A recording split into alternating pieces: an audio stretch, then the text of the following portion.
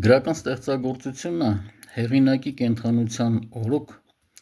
պաշտպանված է հեղինակային իրավունքներով։ Տպագրելու, թարգմանելու, հրատարակելու ժամանակ պետք է անպայման հարցնել նրանից իրավունք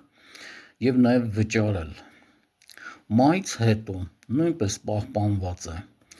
Տարբեր երկրներում տարբեր թվերի ժամկետներ կան, 50-ից մինչև 100, բայց ամենատարածված թիվը 70 տարին է։ Թիվը պատահական չի։ 70 տարի հաշված է, որ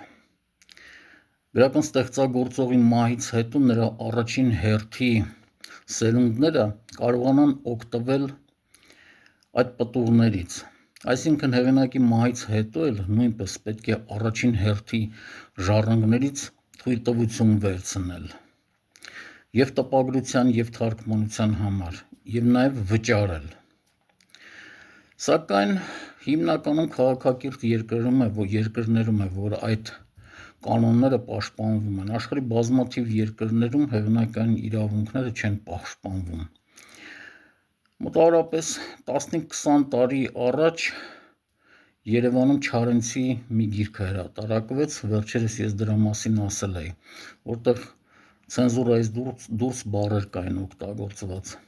Խախտվել էին հեղինակային իրավունքները։ Առաջին հերթի ժառանգը բողոքեց և գիրքը խանութներից հավաքեցին։